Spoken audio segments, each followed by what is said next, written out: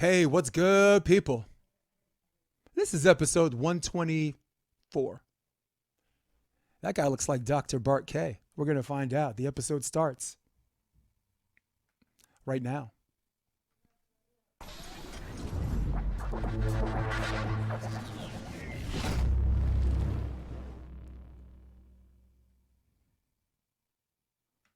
All right, people,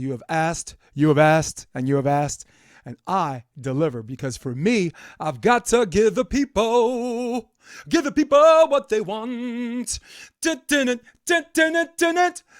Dr. Bart Kay, what's up, man? Hey, pleasure. Cool. Glad to be here. So Yeah, I've been looking forward to it. nice, man. Got my drink ready. It's a little later in the hour for me. You are entering happy hour in New Zealand, and before we get started, just so people know what our subject matter is, even though you can pretty tackle any, and you can tackle any subject you want, but tell everybody what your credentials are in a brief synopsis. It's long, Right. but try. I can make it short. That's good. Basically, my absolute areas of expertise are human physiology, cardiovascular pathophysiology, human nutrition, sport and exercise science, statistics, research methodology, ethics of research. I've spent 25 years up until about 2018 being a professor of health science, whereupon I decided to no longer be a professor of health science and rather to be a YouTube influencer, a creator of material that's both educational and and also amusing, I guess. So I've taken the approach of being as abrasive as possible, using lots and lots of little short words. And I'm well known for being the guy who does the videos about how everyone's wrong on the interwebs, basically. I like that. Yeah.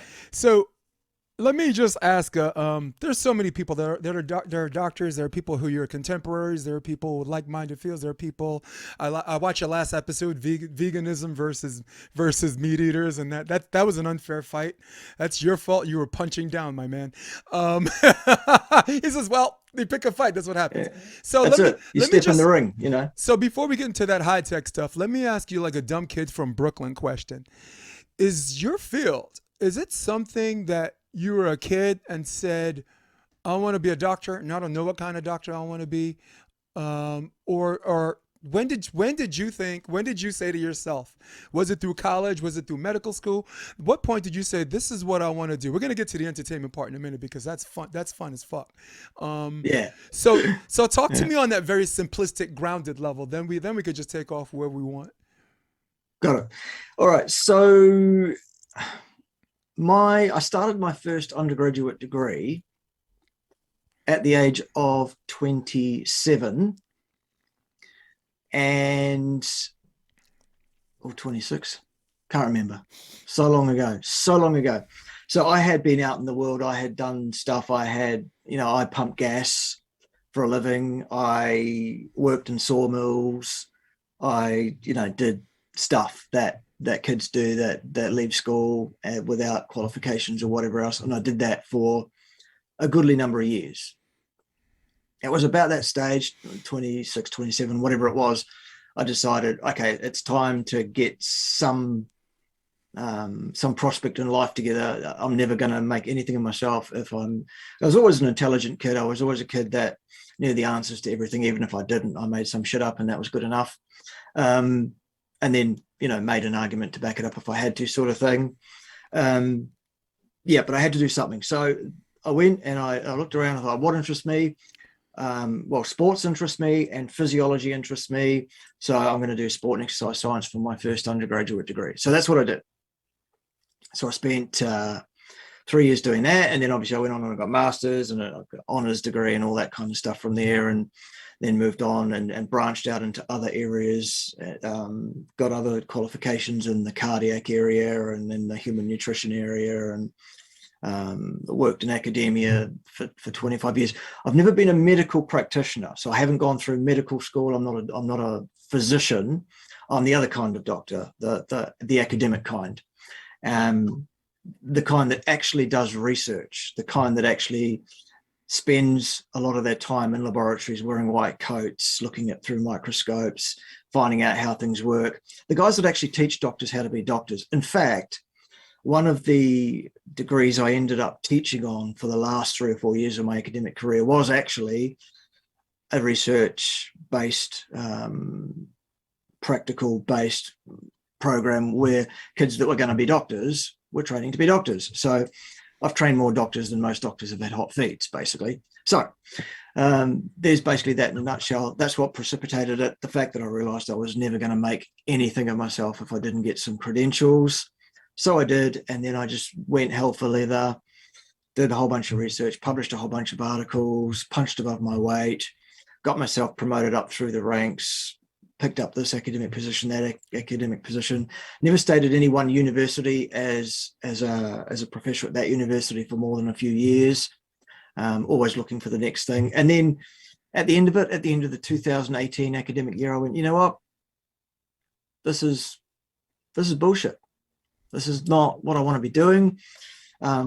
These clowns are telling me what I can and cannot say, despite the fact that that's illegal. They're telling me what to think. Yeah. Not okay. I'm a published research author. I've got 1 or 2 clues about my subject area of expertise. And what I don't need is some middle manager who sits in an office all day, never sees a bloody student in his life, telling me what I should be saying to students. So I'm like, you know what? You can stick this up your ass. I'll go and be a YouTube influencer, and I'll probably make much more money doing that. And guess what? I do. So there you go. Listen, I think you are way ahead of the game as far as understanding that there was this false dichotomy going on for decades. You're either an entertainer or you're a serious doctor. You can't be both. You call bullshit. And that's one of the things I appreciate about you. You can chime in and interrupt me anytime you want, because I don't even know if this is really a question. Maybe there is a question. I think my question is, what point was that the point that you realized that in order for you to be your own boss and for you to be your own shot caller, that these are some of the things you wanted to implement that you've already seen coming in, where you're like, I want to do it this way, and this is how I'm going to do it? Yeah, exactly that. I mean, when you're working for somebody else, be that pumping gas or working in a sawmill or whatever shit it is you're doing, and being a professor in a university is no different than pumping gas in a service station. Yeah, you got a boss. You got a boss who's telling you what to do. Yeah. And you're on a salary. You're on a fixed amount of money. Okay. So obviously as a professor of health science, you're earning more than someone who's pumping gas. Absolutely. But it is what it is. There's no overtime. There's no penalty rates. There's no extra anything. You do your, as a professor, it turns out to be 60, 70 hours a week plus if you want to do a good job of it. Yeah. And you get your middling salary of 50, 60 grand, maybe, depending on where you work and how senior you are and whatever else. No can do.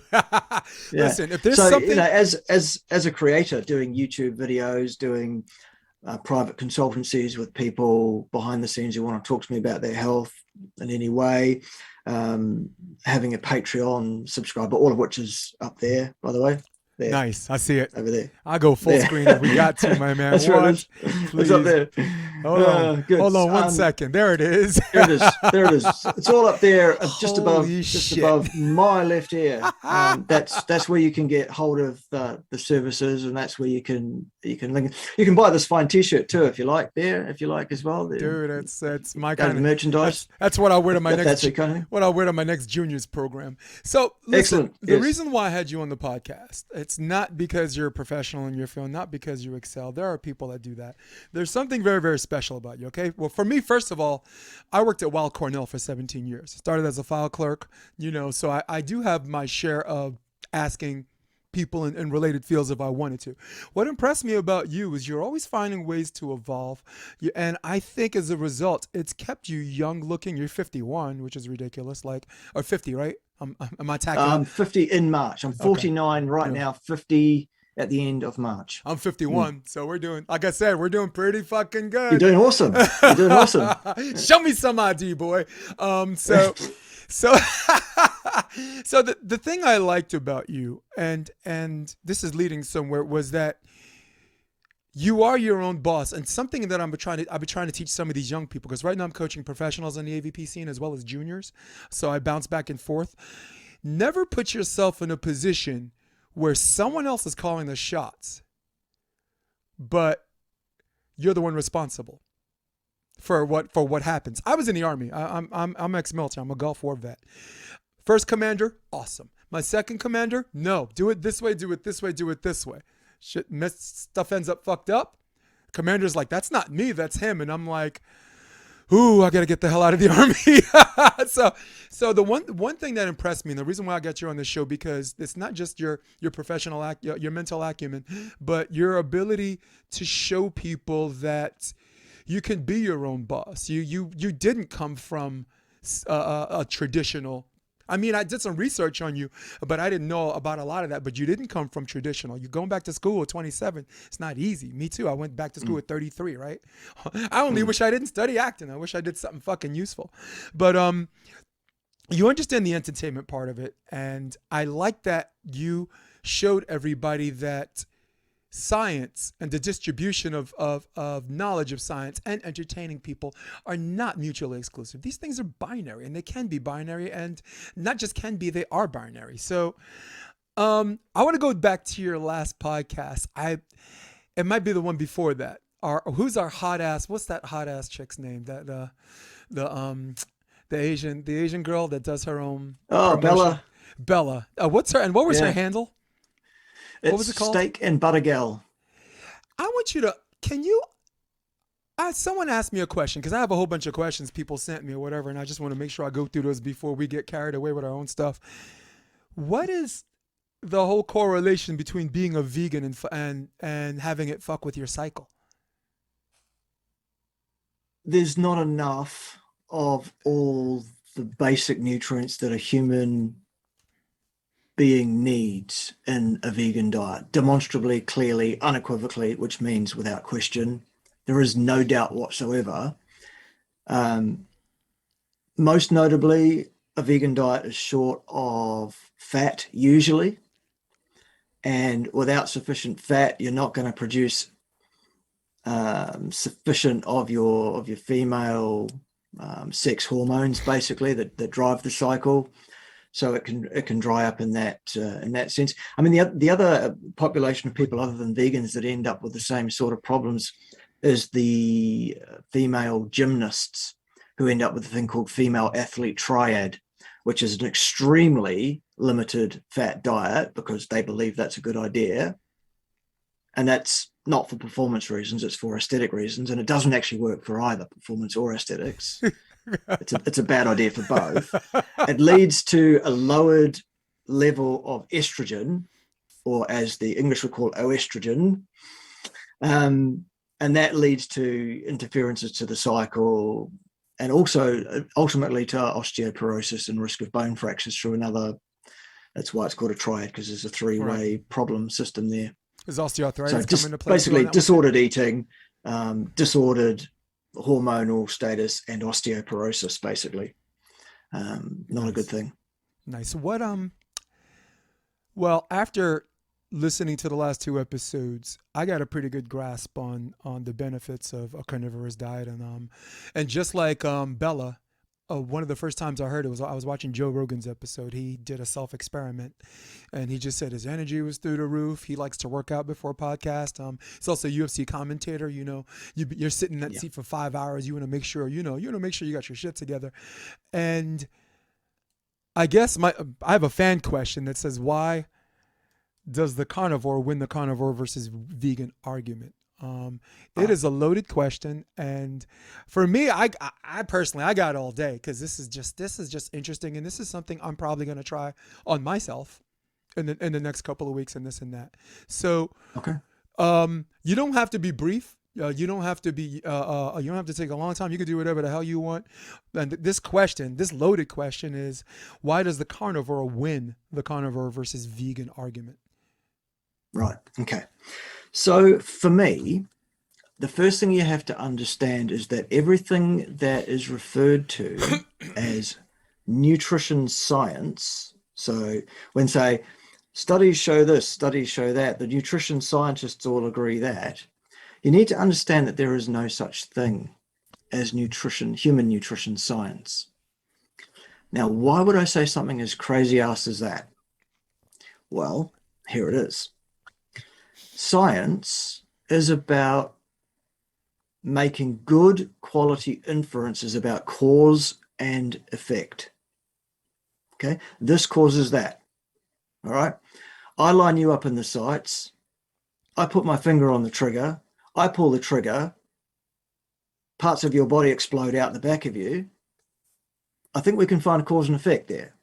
If we do enough experiments, we can, first of all, let's look at the temporal thing. Okay, did parts of your body explode out the back before or after I pulled the trigger? If it was beforehand, no good. We can't blame it on me pulling the trigger. Right. Yeah. If it was, I mean, that's something I want to try twice. But... exactly. Say it's an experiment you're only going to go through once as a subject for that experiment, aren't you? But so there's that kind of thing. We've got to make sure things line up temporally, things happen in the order that they're supposed to. Okay. The next thing you've got to do is you've got to eliminate every other possible cause. Okay. Can we eliminate something that might have spontaneously caused part of your body to explode out the back, which just happened to be temporarily in a coincidence with me pulling the trigger? Like, for example, maybe the sharp end of the gun was fucking pointing a different direction. It wasn't even pointing at you at that time. Sure, it lined up with me pulling the trigger, but the barrel was going somewhere else. Do bullets go around fucking corners? No. No. That kind of thing. All right. No, not since so you've got to 1963. eliminate all of that. Yeah. You've got to eliminate all of it. Now, the way you do that in science, and before you can say this causes that, this is healthy, in other words, or that's unhealthy, this causes that disease, or this prevents that disease, what you need is an interventional study. Now, what that means is you're doing an experiment. That means you're controlling everything. That means you bring subjects into your laboratory and you lock them in that lab for the period of study that you want to extrapolate your study to. And you control every aspect of their life: waking hours, sleeping hours, light hours, dark hours, exercise, amount, modality, all of it, what they're allowed to do, where they're allowed to go, what clothing, absolutely everything. You control it, except the one thing that you're looking to pin cause and effect on for some disease or another. Now, when you're talking about human nutrition, you're talking about diseases that develop over decades and decades. 40 and 50 and 60 years, most of them, these chronic diseases of Western society. So to say we have a cause and effect relationship, what you're going to have to do is get genetically identical sets of twins, because you've got to start with identical populations in the first place. You've got to appropriately randomize each one of those twins into situation A or situation B. You've got to have hundreds of thousands of these pairs of twins who are prepared to give up their lives for this research. You've got to lock them in a lab, control everything, and look after the one thing that you're going to try and pin it on, some aspect of their diet, right? And you've got to keep them locked in that lab for 40, 50, 60 years, waiting for these diseases to develop. Or if you're talking about death, you have to wait for them to all die. Otherwise, what you've got is an inference about cause and effect, not proof of a cause and effect. Yeah. Now, obviously, in human nutrition, there's no way that we are ever going to be able to get ethics to do a study like that. No, we're not. No, we're not into the business It's of doing that to people, right? Yeah. You can't do that to people any more than you can force experimental, dangerous, and unproven medical experiments on millions and millions. Oh, that's right. Apparently, you fucking can. Yeah. But that's for another day. Science is about cause and effect. It's about proving cause and effect. We're not doing that in the fraternity, if you like, of human nutrition science.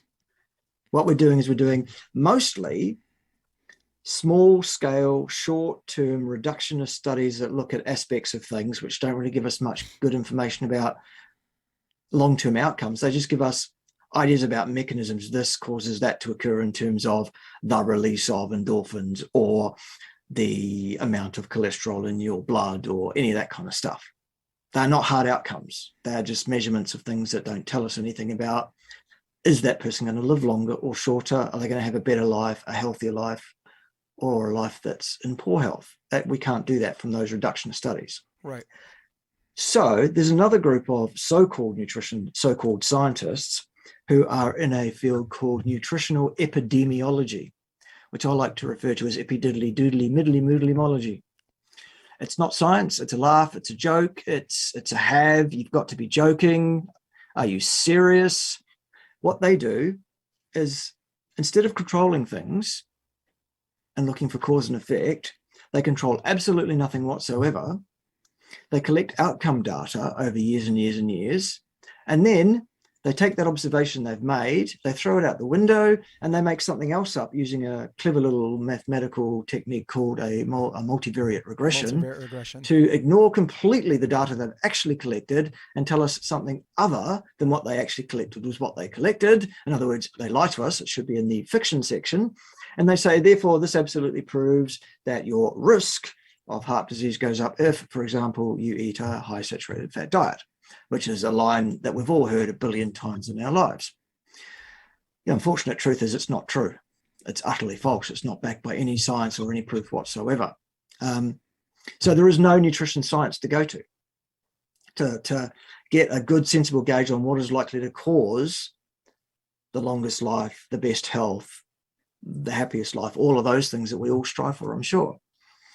So I had to take, having gone through the nutritional training, I realized it was absolute bullshit from start to finish. It was holier than your average kitchen colander. It didn't hold any water. There was nothing in there backed by science at all. It was ideology. It was all bought and paid for nonsense.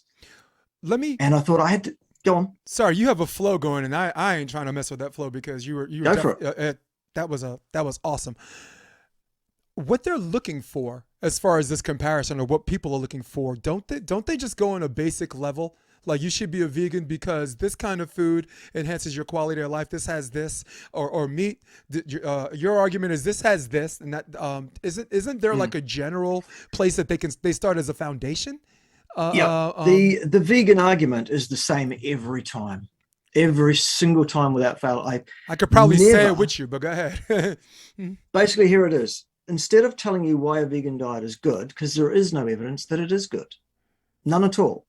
Here's what they do. They tell you why a diet containing animal products is bad. Yes. Okay. Animal products are bad. Okay. Yeah. That's what they say. Yep. And they say animal products will give you cancer. Okay. Which is false. There is no evidence to support that whatsoever existing anywhere in the peer-reviewed literature anywhere on this planet. It's a lie. They will say animal products will raise your cholesterol, which is true. However, that's not a health problem because cholesterol doesn't cause heart disease. Right. They'll say animal products will give you heart disease. No, it won't. No. Cholesterol does not cause heart disease, so it's not going to give you heart disease. They'll tell you all-cause mortality. You'll die sooner on an animal-based diet, which is also completely false. Yeah, I haven't met a vegan older than 70. Sorry. Yeah, go ahead. It's always the same arguments, and they'll always point to the same literature, if they point to any literature at all, and it's always the epididdly doodly middly moodly gemology, which can be pulled to bits by a competent statistician such as myself within seconds. Yeah. Because I actually know all the studies. As soon as they flash up, I say, oh, well, that study there, I can tell you what's wrong with that one. Blah, blah, blah, blah, blah, blah, blah. Well, that's why none of them will front me for a debate. Well, this is the other reason why. Yeah. No, this is the reason why I have you on. I myself, on my own level, are very leery of anyone that says studies show, and then people are supposed to ride that. Even in my own sport. Never mind, you're talking about longevity, quality of life, sanctity of life, all that shit, right? Volleyball, someone could be like, studies show that, angling your platform instead of midlying is better. And then you look at the when I actually started looking at studies, I'm like, wait, are we talking about men Because, I was coaching men at the time. No, we're talking about women. All right, we're talking about professionals and talking about college. Cool. We're talking about Division One. Actually, no, it's a Division 2 program. I'm like, all right, cool. Are we talking about how many people in the group? 15? 9. It's like, oh, cool. Did you do it for like a month? No, we did it a week and a half. And I'm just like, studies show, studies show. So I came in already relating on my amateur. I mean, in this territory, completely amateur, but on my own, as far as my own wheelhouse, totally understanding that. And that's the reason why I posed the question. I was looking for certain studies that support or defend veganism, because I'm a meat guy, and it's really, really hard for me to be objective, to not have this just be a circle jerk on why we agree. So I'm trying to play devil's advocate and at the same time not be the fucking devil myself. So, are you aware of studies that show that veganism inhibits your quality of life? Not so much, because again, if I'm going to say none of the studies that purport one thing are valid because they're not controlled experimental works in laboratories over years in terms of outcomes, then I have to apply the same standard on the other side of the argument as well. Otherwise, I'm a fucking hypocrite. Right. And I'm not a hypocrite. So I'm going to say, no, there are no studies that say it's bad either. But let's go to some anecdotes. Please. And by the way, a lot of people will say the plural of anecdote is not data. Yes, it fucking is. The only difference is that data is anecdotes collected under discipline, according to a doctrine. Yeah. This is how you collected the anecdotes. That's all it is. So anecdotes, I mean, at the end of the day, if they're saying saturated fat causes heart disease, which it does not, the strength is an anecdote or a series of anecdotes that are collected in a meta-analysis there that they're claiming would support a risk statement around that. Let's take a look at a risk statement on the other side of the argument, which is just as wishy-washy, but still, I think, valuable. Okay. Here it is. 84% of people who ever try going vegan quit that ideology. And it's not actually an ideology, it's a theology. I call it the Church of Anorexia Vegana. Okay. They quit that, and they quit that within 5 years, 84% of them. Who doesn't like ribs? And then when they're interviewed about it, 90% of those people who have quit cite catastrophic and sometimes irreversible health damage as the reason. And then you go, well, okay, what's the mechanism then? Well, the mechanism is the diet is vastly, grossly destitute of a huge number of absolutely required nutrients for human beings, no question. Okay. There's your mechanism. Well, and then you go to the next thing, which is the next part of why the carnivore diet wins this debate, wins this argument. And that is, you go to where I did look for what the right answers are, because you're not going to find it in nutrition science. You have to look to other branches of science that actually are doing some good science that will give you a good solid inference. And I'll tell you what they are. They are comparative anatomy, comparative physiology, comparative metabolic studies, and anthropology. So let's go over the arguments here that says carnivore wins every time. Thanks for bringing us back on board, by the way. I just drove both our asses off the cliff, and you're like, Jay, let's go. That's right. I mean, it doesn't matter how many clicks off course you can get. We'll hump it back. That's fine. Good. No worries. Steering wheels on both sides of the car, man. Yeah. I mean, I don't know if you know this, but I used to train SAS guys. So I know a bit about what goes on in the military as well. I've been there myself. And actually, one of the characters I play on my various YouTube channels, you may have seen him. He's called the Field Marshal. Yes. Yeah. He's that guy is the equivalent of a 5-star general in the American military ranking system. One of the 9. Yeah. Yeah, and he's got a little yellow teddy bear as his offsider, and he's completely stark raving bonkers. But anyway, that's for another day. Yeah. Let's get this back on track. Right, so let's start with the most obvious argument here that says, why does carnivore win? Okay, we know that the Darwinian so-called theory of evolution is no such thing. It is not a theory. It is a fact. There's no question about it. Okay. Now, that doesn't say anything about the existence of a God or the non-existence of a God. This may all be God's plan. But nonetheless, this is the mechanism. There is no question that genes develop over time in response to positive and negative selection pressures that those genes are placed under in the environment that they find themselves.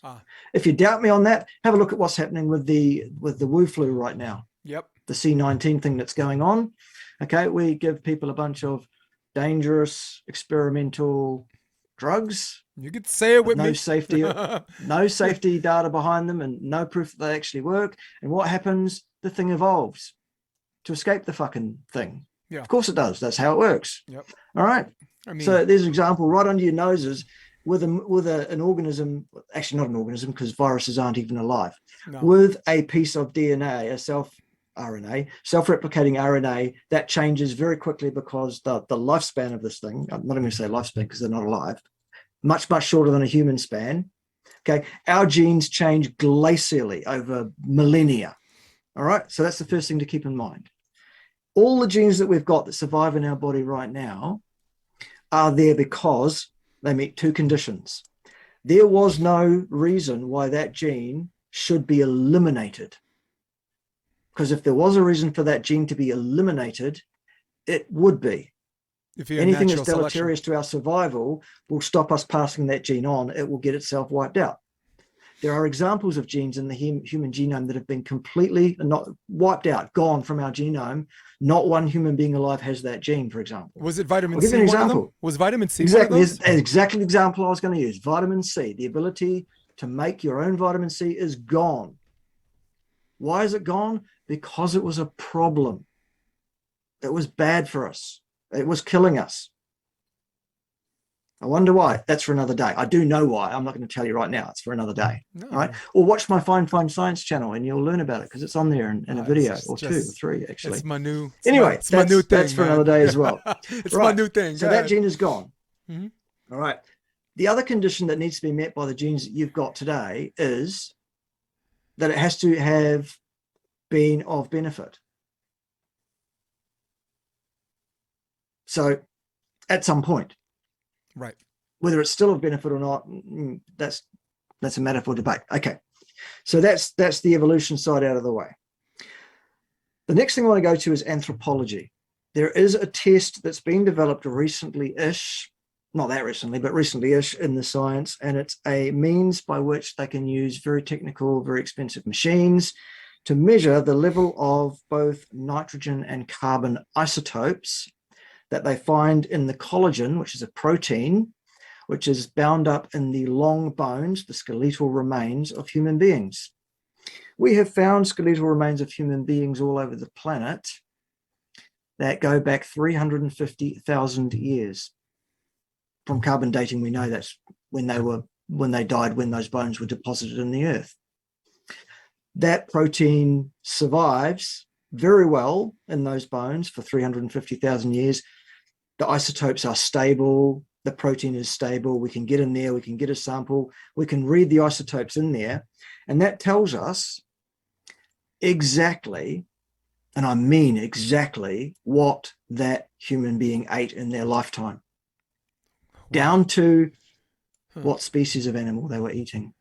Nice. Largely. Yeah. And what I can tell you is the results tell us unequivocally that every single human skeleton ever tested that's over 8,000 years old, from anywhere in the world up to 350,000 years ago, every single one of them comes back with the same result, plus or minus about 3% in terms of what they ate. It was 80% animals and animal fat, and 20% largely fibrous tubers, roots, berries a couple of weeks a year. All right. That's what it was. Huh.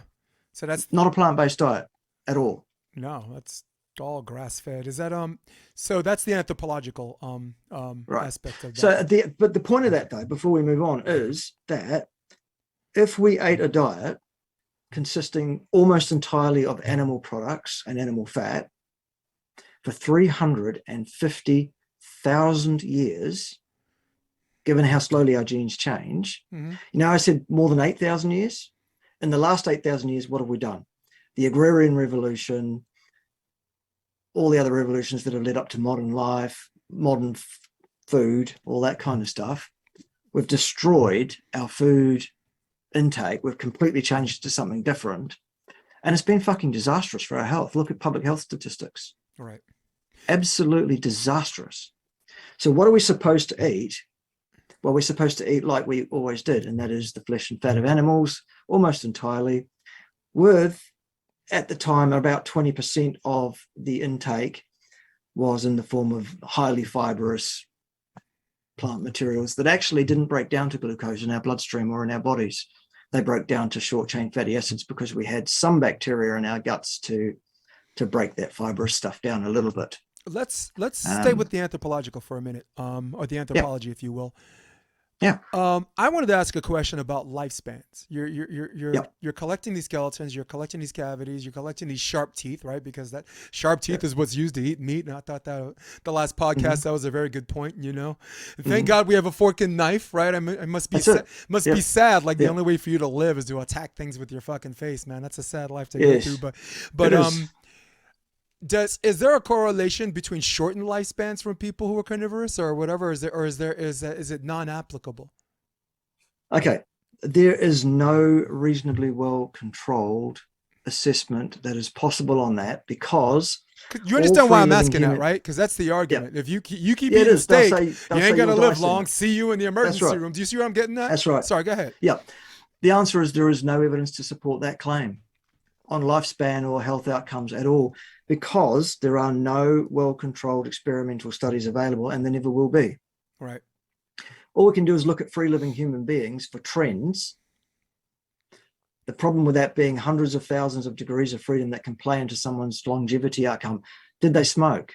Did they drink? How much of either of those did they do? Did they take exercise? How much of that? Exposure to Where sunlight. did they live? Yeah. What was their socioeconomic standing, et cetera, et cetera, et cetera, et cetera. All of those things will play into the lifespan that someone's likely to have. What are their baseline genes, for goodness sake? Those kind of things. So it's just nonsense. Right. It's absolute nonsense to suggest that there is anything in the science that can inform us on the risk of dying sooner or later based on any aspect of human nutrition. So even these studies that they do, that the outcome statistics they come up with usually report sort of a 10, 20, 30, 40, 50% relative risk change in condition A versus condition B, which, when you're talking about something with a very small incidence, i.e. numbers of deaths per person per year of follow-up in a study. Right. So the baseline number of deaths per person per year of follow-up in one of these studies on the general population, you're going to find it somewhere around about 8 per 10,000 people. And then you say, well, the risk change was 20%, which sounds, oh, Jesus, 20% risk change. That's important, you would think, until you realize that 20% of 8 10,000ths is 2 10,000ths. Yeah. Okay. Yeah. What? So get the fuck, don't worry about it. What do you say? All right, let's say I'm a vegan, which I'm not, but we got to use our imagination, which I think we both imagine is very vivid. Okay. I'm a vegan. And I say to you, hey, dude, okay, we did what we had to do back in the day because we were fucking cavemen, all right? We're not cavemen anymore, Dr. Bart Kay. We've evolved, okay? We got science on our side to have new inventions, to have better food, to enhance our quality of life. Your response? My response. How did I do? First of all, how did I do? Oh, you did great. All right. That's awesome. That's awesome. You even sounded whiny and pussy-like, and I'm impressed. Because I know you're neither a whiny nor a pussy. I know. I'm a Brooklyn guy surrounded in the South Bay with these guys, but I'm gonna shut up. That's not nice. Go ahead. All right, good. So, I mean, the first thing I usually say to that is, okay, so you want to talk about science? Quote me some science. Cite it for me, and I'll show you what's wrong with it. Because I'm an actual scientist. I've spent a quarter of a century not only actually doing science, writing science, publishing science, but I've also acted as a peer reviewer for others who have written their science. I've also been the arbiter of science. I am the science. Call me Fauci. No, don't do that, for Christ's sake. No, but I am the science. Not unless you want to go to jail. I have been the science. Yeah. Jesus, let's not even get started on that. We might at Anyway. the end if we leave each other some time. Because we'll see. I have a particular doctor I want to ask you about later, and I use that All term right, loosely too. But good, awesome. It gives you a chance to answer back. So, so that's the first thing. Okay, well, fine. You want to talk about science with me? Then quote me the science, and we'll go through the science, and I'll analyze it with you. I'll sit down with you, and I'll show you where your science is flawed, where you've got the wrong conclusion from your so-called science. In terms of evolution, yes, sure, we've moved on since caveman times in many respects. A lot of it's been positive and a lot of it's been absolutely disastrous. Example, the agrarian revolution, the idea that we should base our diets on plants, that's been absolutely disastrous for our health. If you doubt me, just look at public health statistics. How do you escape that logic? I don't know. I mean, look, I just looked at this thing that said some vegans may live longer, and I'm like, that's not an argument. No. Some meat eaters may live longer too. Yeah. That's a great thing when you use the word may or possibly in a scientific write-up, because it leaves the other thing entirely on the table, doesn't it? Look, may not too. We are in the age of verbal gymnastics, Dr. K. All right, dying with COVID as opposed to dying of COVID. That's verbal fucking gymnastics, my man. Some may live longer, right? The death rate, as opposed to deaths the last 30 days and 90 days, the death rate, whatever it takes. I mean, this is crazy. The thing that's been driving me crazy right now, and you could see it in my eyes right now, is that the same people that are telling us to follow the science are the ones doing the verbal gymnastics, which makes you think they have an agenda. And then when the smoke is fire, and when you start looking to see if someone has an agenda, it's like, oh, well, you don't say, you don't say. So getting back to that, we just tackled the anthropology part of it. Let's move. Was there something else? Was there one or two other things that you wanted to chime on? Look, just the other things I would mention in passing with things like the comparative anatomy, the comparative physiology, the comparative metabolic studies, they all point clearly and absolutely to a very long history and an absolute adaptation to the consumption of meat and animal fat and not plants. Right. Sure, we retain some vestiges of our plant-eating past as primates. Yes, we do. For example, the shape of our teeth looks very frugivorous. Very similar. You've probably seen that thing. Here's a carnivore's teeth like this. Here's a frugivore's teeth like this. Yeah. We're frugivores then. Oh, okay, because teeth, right? I mean, well, positive and negative selection pressures. Remember the negative selection pressures as well? Here's the thing.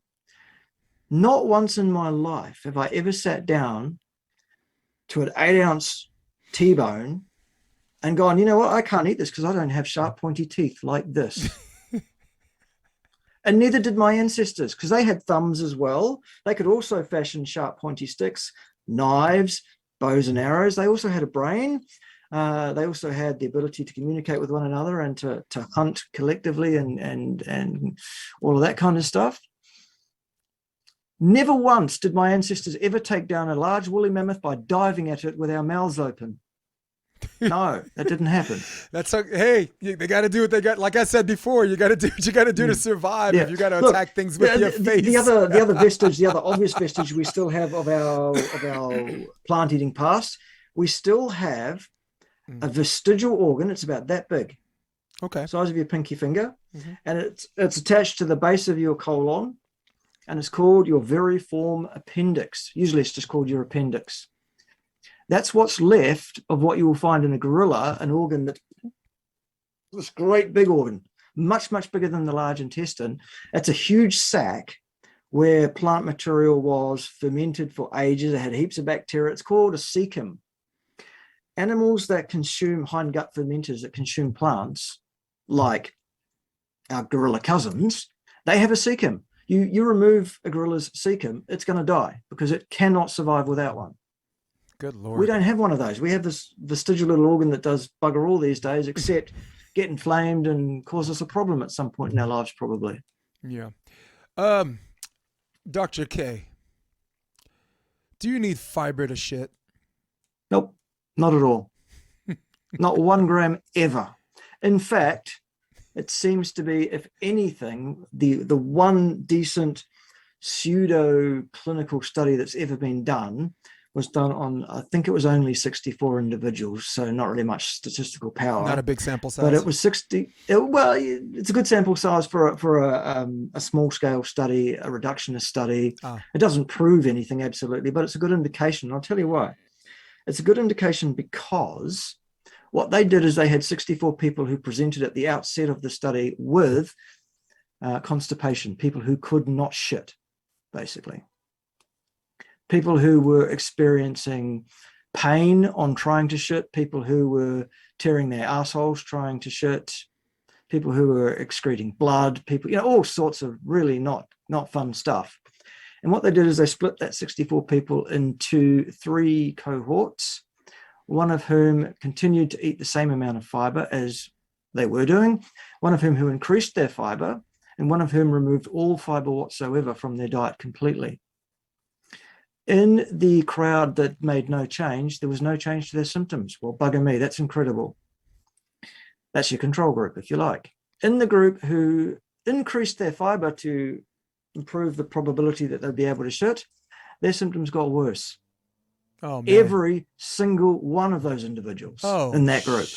All of them. Par for the course. Oh, shit. Go ahead. Exactly. Now, the people that removed all the fiber from their diet and had a fiber-free diet and 0 fiber whatsoever, those people experienced a 100% remission of all symptoms. All of them. Every one of those people. So there's 2 groups. There was the fiber group. That was an epic fail, right? You have the second group, which is what we're talking about now. Just so I can bring my audience up to speed, right? Because sometimes we're just fucking morons.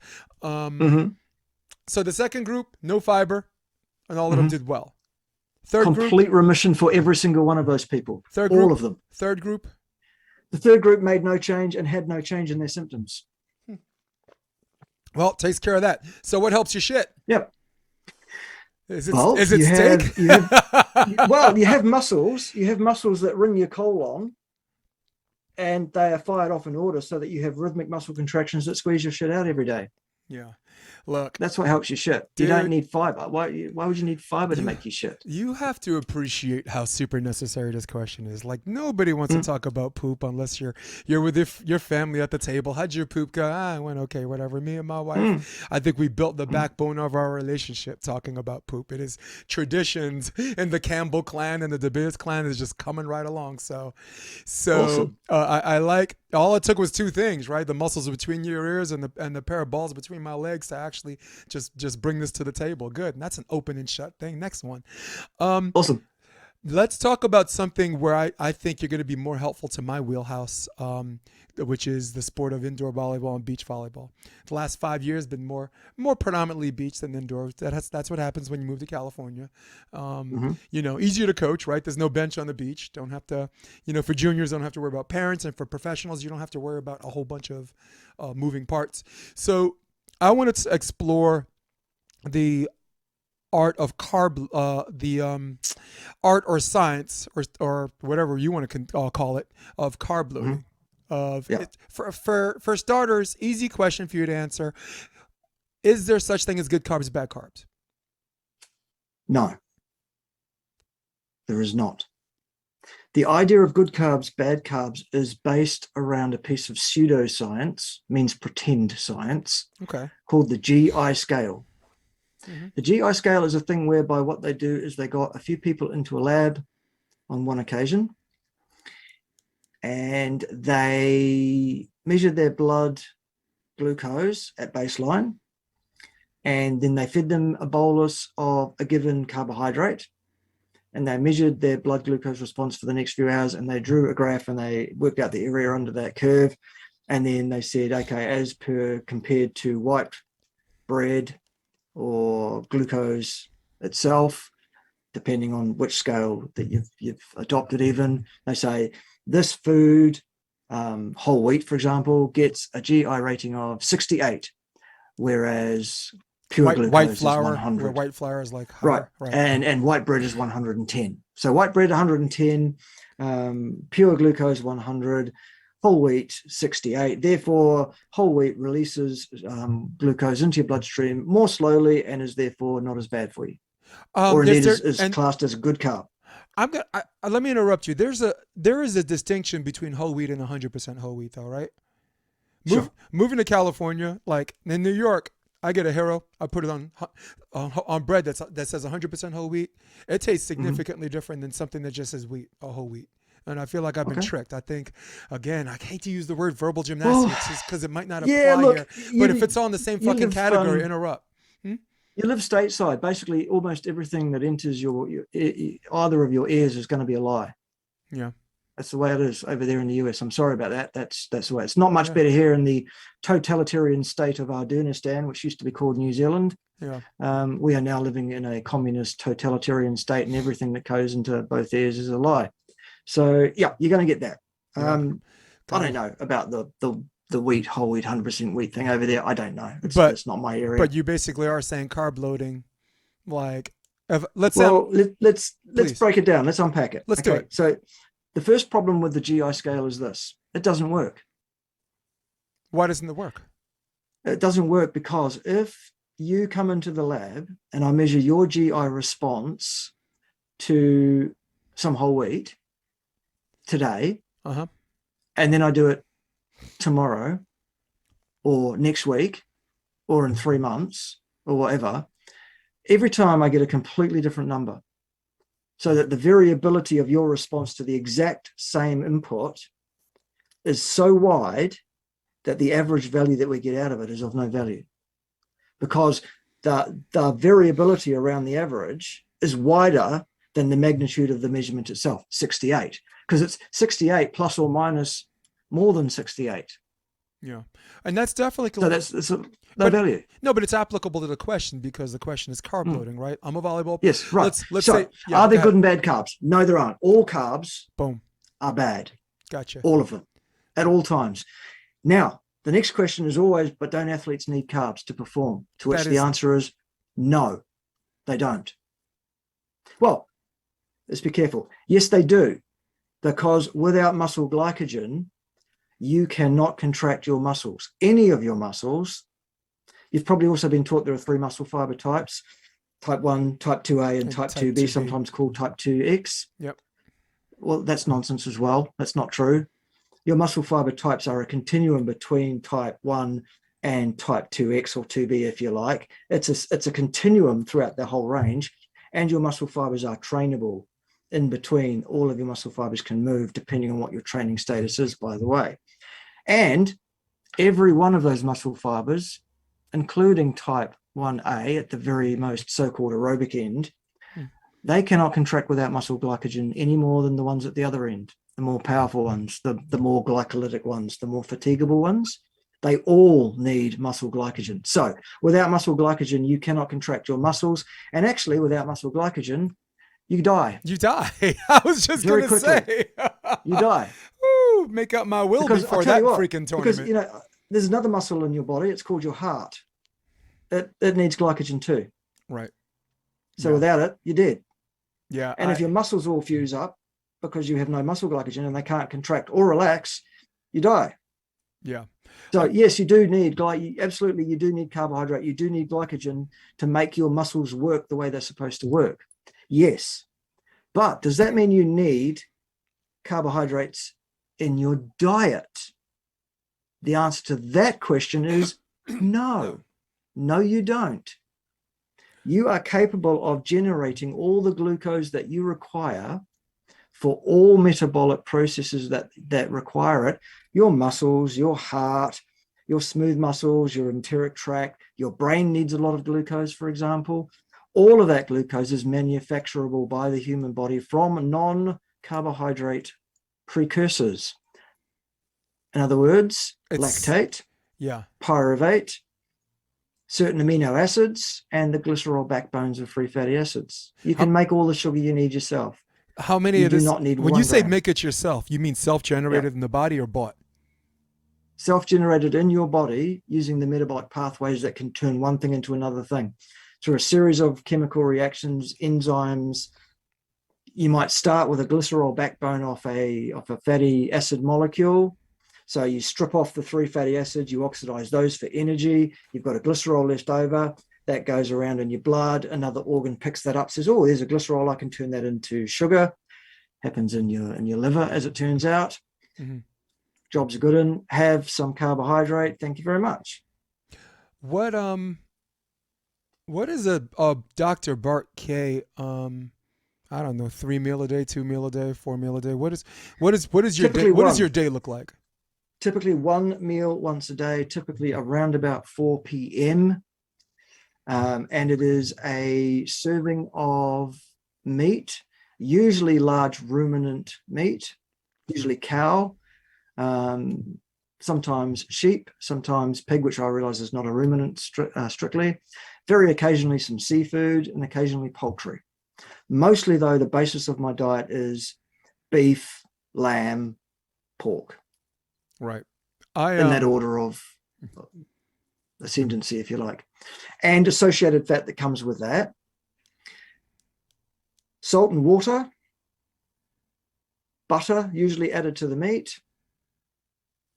That's it. No plant material of any kind, no carbohydrates of any kind. That is the meal. You Once eat, a day, so every that's day. once a day. Do you know who else Mm. does that? It's a very popular figure in the United States, Herschel Walker. Really? Herschel Walker was a big time player, I believe, at Notre Dame, and then wound up in the NFL, played with the Dallas Cowboys, this and that. And he was also MMA. I believe he's 2-0. His mixed martial arts record. His first fight was 50. Hey, here we go. Everything starts at 5-0, right? 50 years old. Yep. He got his first mixed martial arts victory, and they said that he only eats one time a day.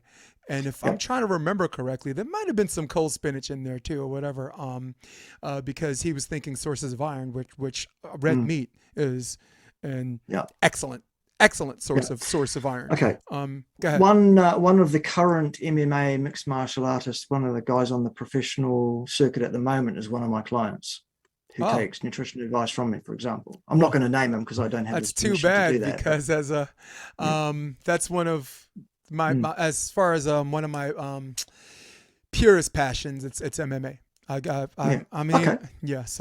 So, but I can probably guess who it is just by looking at certain. Well, yeah. if you looked at his Instagram, you could probably I'll guess know who right it is. away. Yeah.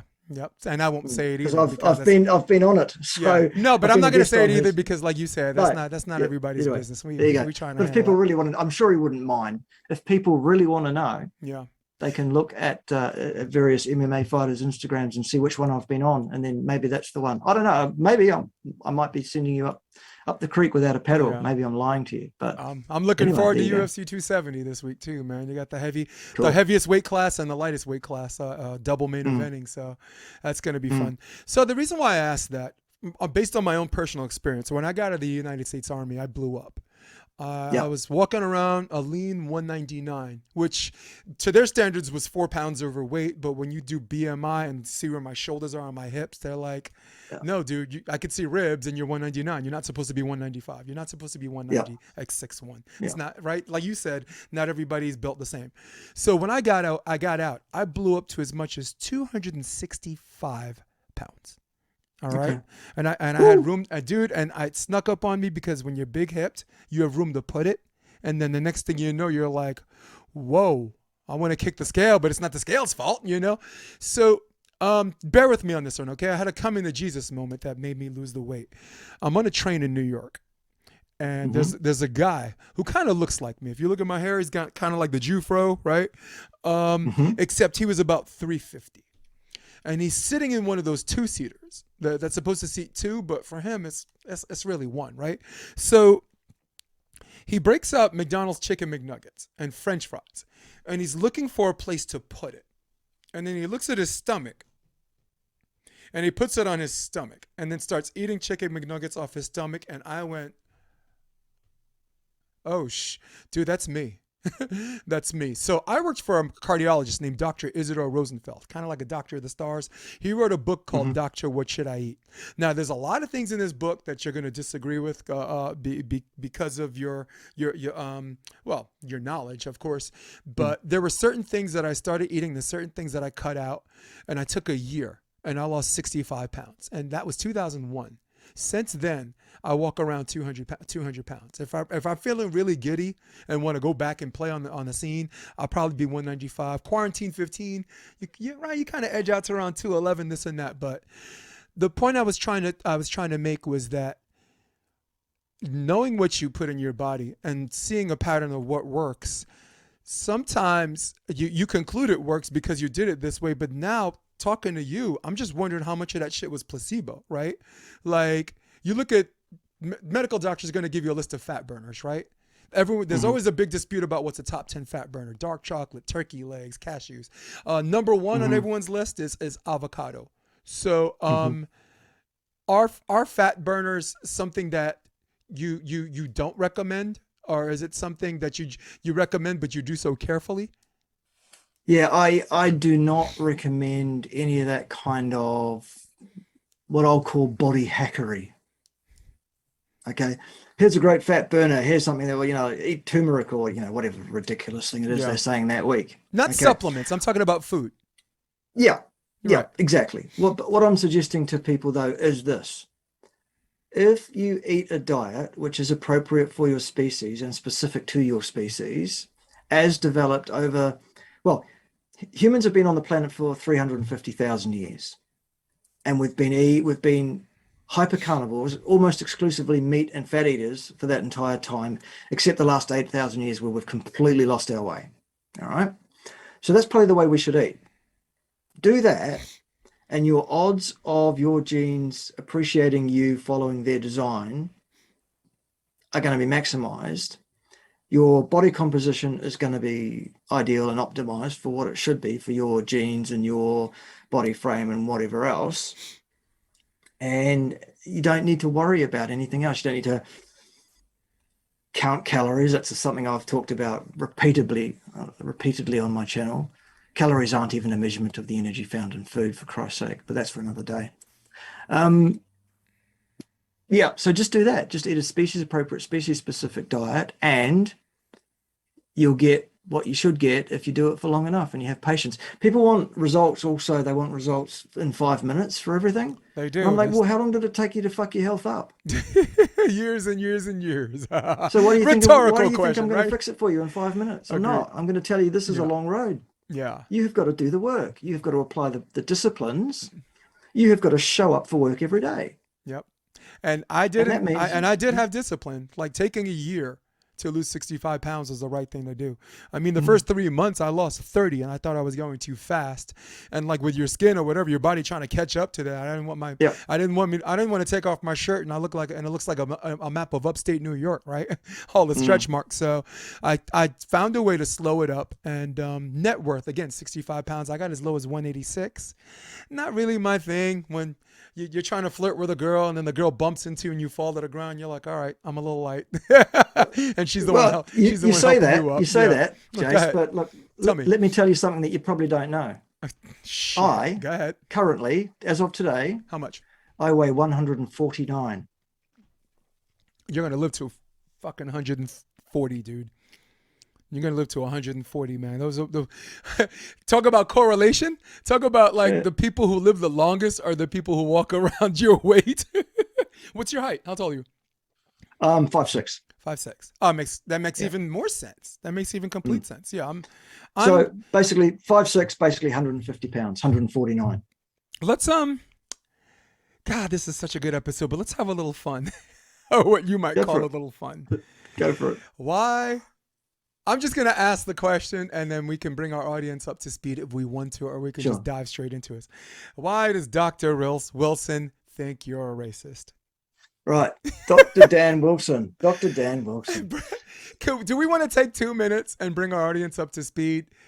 You would really help me because I'm on Twitter right now and I'm watching a group of his associates. Because by the way, all of the people on Twitter who are hazing these non-scientists, all of them are linked, are signed off on his video, and they're there punching down, preying on whatever. And I'm like, is this how you guys want to live your life? Is this how you guys? Yeah. So that's me. Being a prisoner of the moment, and I think you can compartmentalize it better than me. So take our audience through how that started. Okay, so how that started is I got a message from a good friend of mine, another YouTube creator, a bloke who's written a number of books about nutrition and has helped many people with and a good human being switching. Yeah, and he's a great human being too. A bloke called Phil Escott, and he's helped a lot of people with switching to a carnivore diet and getting out of the vegan trap and all of this nonsense, and has a history of helping people with all sorts of arthritis problems and all that kind of stuff. But he's not actually a scientist. He's not a trained nutritionist, anything like that. He's just a bloke that's done his research in that area and knows what he's about and has had some really good results with his clients. Good luck to him. Okay.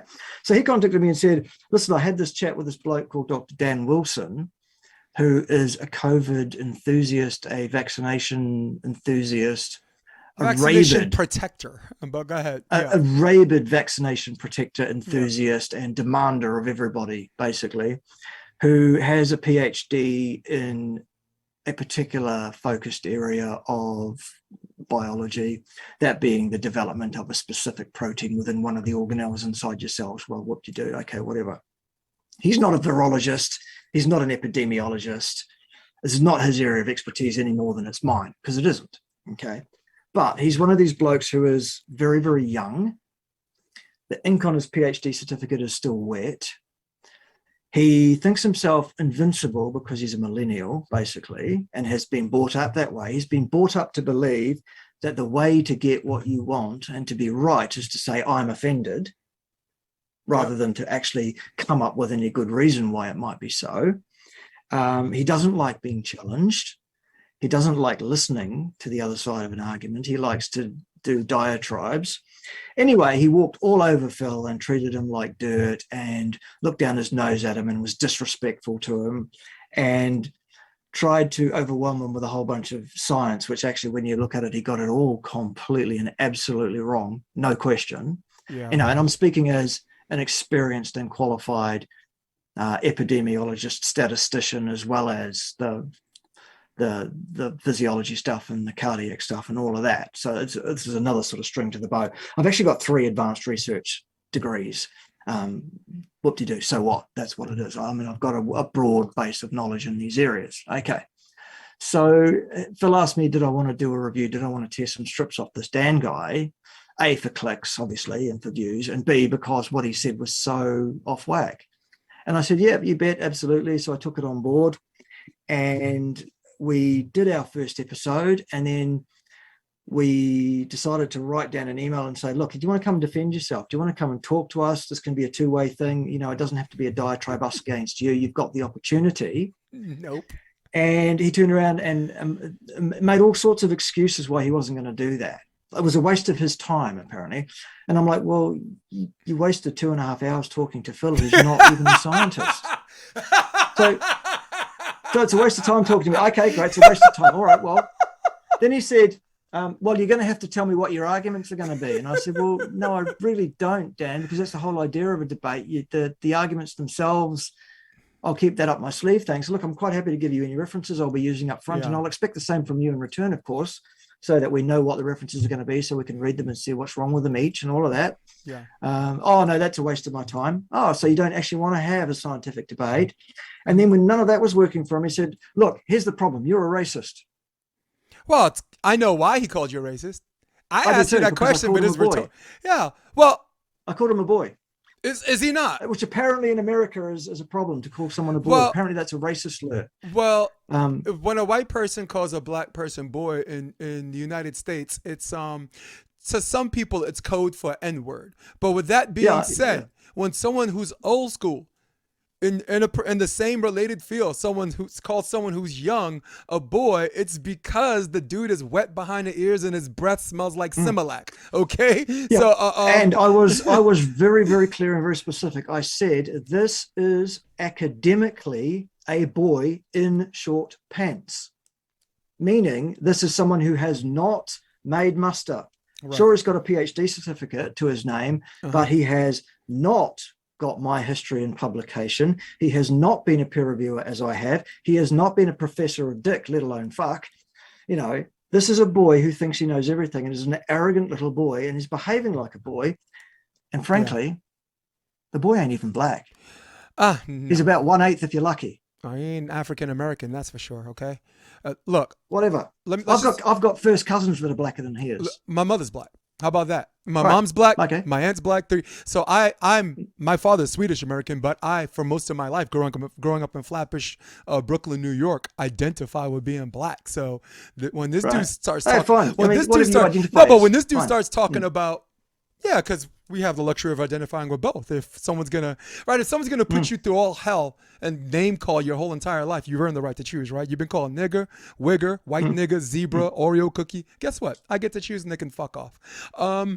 But Sweet. with that being said, in my experience, there's not a whole lot of people on Flatbush that are gonna look at that kid and agree with him on that. Okay, the guys I grew up with, the African Americans, okay, people who are actually who are down with the struggle, people who are getting followed up by the police. This dude he ain't getting followed by no damn cop. So look, the only reason why I brought it up is because I have a friend of mine, Doc Ricky, and I'll just say his name, posted the video on his takedown of Dr. Malone, because that's what's going on now. You have a whole bunch of Twitter scientists who are trying to get points on Twitter. So I went to the page, and then all of these guys are just hammering Malone. And basically I said, none of you guys engage in any debate using the 10 commandments of logic. All right? You are very, very good, with the exception of attacking one's character instead of the argument, which you might need to work on a little bit. You are very, very good at knowing that the onus, the burden of proof doesn't lie on the person questioning the claim. You don't narrow an argument down to only two choices when they're more. False dichotomy. You don't accept a premise that just because it's popular that it's right. So you already come in, this is the way I came in. And this is, I feel guilty because they're getting mad at me because I'm not a scientist, but I'm asking them questions, sticking to these rules of debate. But now it's gotten nasty. Now it's like, who do you think you are? And this or that. And I'm just like, oh my goodness. So that was one of the reasons why I reached out to you. Because when I saw the video, it was just a breath of fresh air. Because my question is, and it took me a long time to get there, and thank you for this. My question was, why don't, if you disagree with him, and I watched that podcast. I follow Joe Rogan religiously. Probably 1,000 out of his 1,600 episodes I listen to. Joey Diaz, Jamie Foxx, Robert Downey Jr., Bernie Sanders. If you have this much of a problem with him, why the fuck are you on Twitter right now? Why aren't you sending messages with him and challenge him on a debate? Why don't you give him a chance to answer for himself?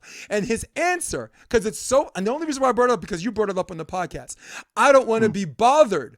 What the fuck? I don't want to be bothered. I don't want to, here's the other one. I don't want to give him a platform that makes him more famous. And I'm like, no, don't you think not answering him immortalizes him? Don't you think not addressing him? Don't you think deplatforming him not only immortalizes him with the people that don't know the truth or fiction or fact from science, because we're not all scientists, but don't you think it brings all the fucking nutballs out? I mean, if you truly had an ounce of respect for your own profession and 2 ounces of nobility, like you're sitting there patrolling on Twitter, why haven't you debated this guy? Why haven't you said, hey, I have a problem with you. Let's sit there.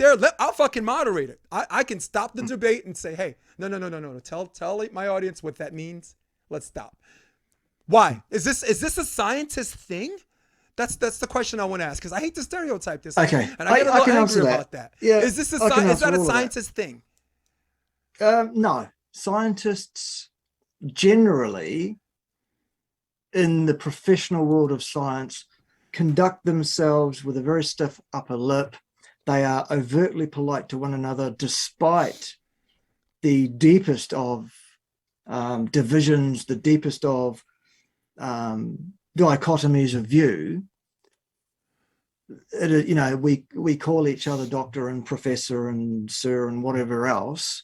And we, oh yes, but the data this and the data that, and oh yes, have you looked at this data set and that? And science is litigated empirically, which means with numbers. Not with feelings, not with thoughts, not with consensus, none of that. Numbers. Here are the numbers. Here is the data set. This is what we're looking at. That's how science is done in the world of science. Got it. Or at least it's how it used to be. We've got away from that now because the millennials are drifting through into the science world where it's all about don't hurt my feelings and stuff. And, every child wins a prize. Everyone gets a degree certificate just for enrolling, sort of thing. Okay. So that's how we used to do it. It's devolving now. That's a sad thing. It's one of the reasons I got out of it, as well as being told what I can and can't say, that kind of stuff. That is very much a stark contrast to the world of, for example, YouTube, which is ostensibly an entertainment medium. We are there to attract people who want to see our videos. Now, I've got two options. I can present myself as a professional scientist. I can put on a collar and a tie and not say fuck and talk only about the numbers and what is true and what's not true. And actually, I have a YouTube channel where I do exactly that. And guess what? It has about 10% of the subscriptions that I get to my other channel, where I call everybody, I see you next Tuesday. Interesting, isn't it? Yes. Okay. Now, you were saying about attacking people's logic and not attacking their, which I absolutely agree with. And I wish I didn't have to do it. But if I want your click, if I want to be entertaining, if I want people to go, what's he going to say next? Who's he going to call? I see you next Tuesday. What's he going to say? What's his next swear word going to be? Yeah. I watch. If that's the only way if it works, I'm going to use it. And I do use it. It's entertainment. It's theater. People love it. I've got Yellow Ted to help me, But you're Remember not Yellow Ted? But you're not punching down. You're not. No. All of the call outs I've heard that you do was on other scientists. You're not going to go on you're not going to go on the next episode and say, I have a problem with this volleyball coach and podcaster and vet and this schmuck from Brooklyn, and attack me on science. I might. Depends what you say. Shit, we got plenty of time. I don't know how much time you got, but shit, I got plenty of time. I'm good, man. I'm Me fine. too, man. Yep. Me too. I'm built for this. And my guess is you are too. So, but my question is there a reason? I don't like to call people chickens. Is there a reason why they won't step two? Because they know. Do you think they know I will hand them their ass? Anyone who has any scientific training at all, who listens to anything I say for even 5 minutes in one of my videos, will run away from me with shit in their pants. They will not come and debate me because they know what the outcome will be. They will lose badly. Yeah, because I know my shit backwards and around the wrong way and inside out. Yeah. Well, because I can do an ANOVA with repeated measures calculation longhand on a piece of paper in 5 minutes. And you have a mind like a steel trap, dude. That's it. You have a mind. I mean, I only saw 5 episodes, but you have a mind like a steel trap. There are some things you're like, let's dig this up. Let me show you. No, bother. I'll tell you what it is. And I'm just like, yeah, that guy knows this stuff. So, but that's the thing that upsets me. There's this people, and I think, and this is a message to scientists out there who have all this shit to say about Dr. Malone, who, again, I'm not a Malone defender. I don't know enough dude, I'm a fucking moron, okay? I don't know enough to agree or agree with that guy. I know enough to say why I agree and disagree on a basic level. I know why I disagree and agree and disagree on the socioeconomic economic impact on someone's assertions or whether they're right or wrong, because that's something that scientists aren't qualified to talk about. I'm not qualified to talk about the science. Fine. When the fuck have you guys ever been qualified to talk about the socioeconomical impact of how your assertions, or based on whatever groundedness they come from, tell me how I'm supposed to live the rest of my life? Don't you? So, and that's the only reason why I jumped in. I'm like, you're not the only guys with skin in the game here. Get over yourselves. Challenge him, or get the fuck off Twitter. Get the fuck off Twitter and stop hazing non-scientists who are being guided by their feelings for these unfounded victories. It pisses me the fuck off. And I'm not giving you Dr. K exceptionalism, because you pick your spots. You pick your spots wisely. I'm not. So this isn't an attack on you. I think you know where I'm coming from on this. And I didn't even mean to get this wound up. I meant to just bring it here. Doc, my bad. So that was one of the things I wanted to talk about. Here's another question. Shit, we're jumping out for that. Is there no good or bad time to talk about physical and mental health? I think it's always a good time. Thank you. I think we don't talk about it enough. I myself am a survivor of mental health challenges at various parts of my life for various reasons.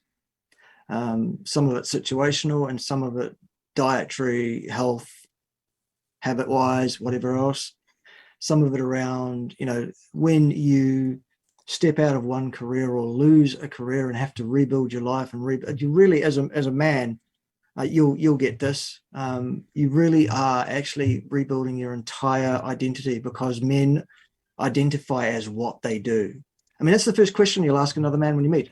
What do you do? Yep. Let them say nothing. How do I categorize you? How do I know who you are? I ask you, what is it that you do?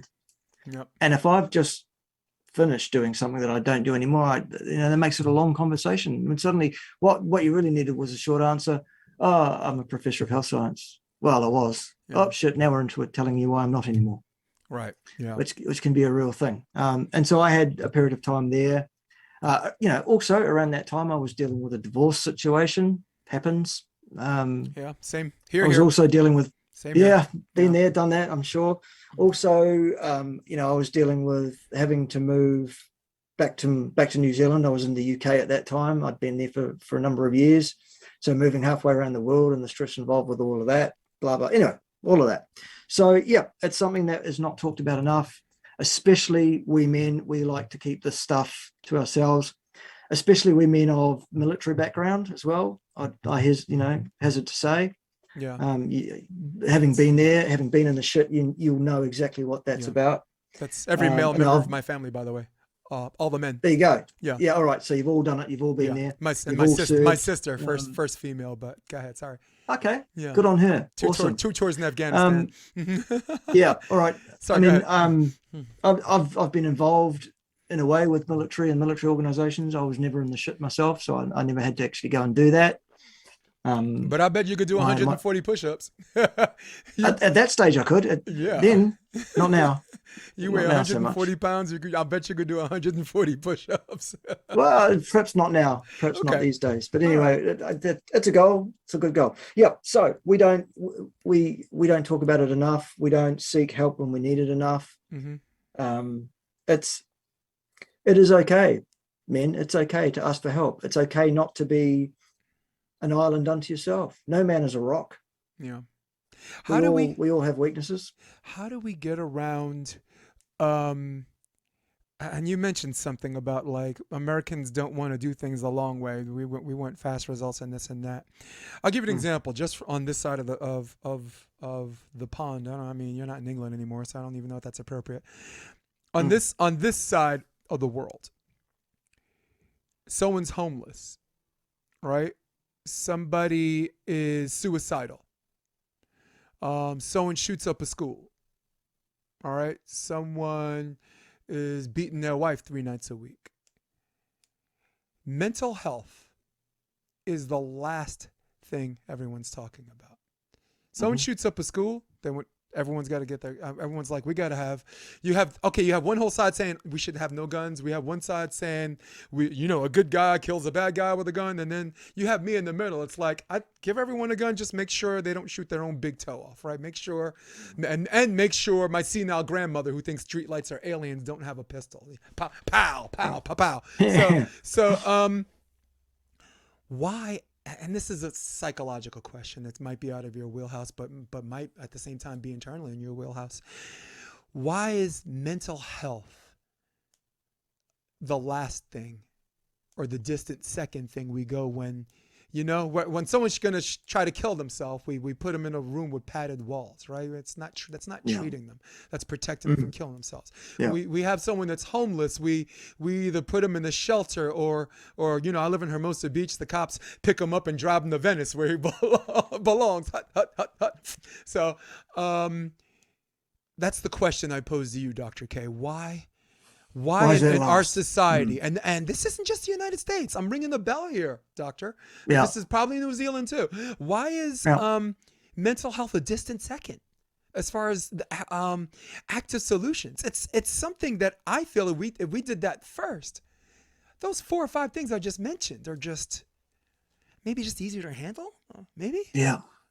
Okay. Well, You're right. It's not in my wheelhouse, but it's something I have some peripheral experience with, at least by way of secondhand knowledge.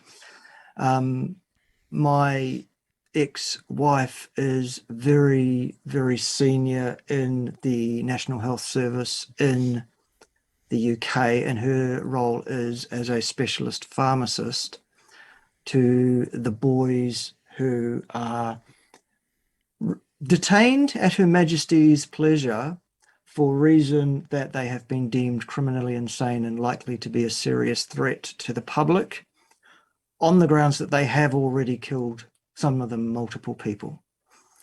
So her working day was involved face-to-face eyeballing in the same room with these boys. Whoa.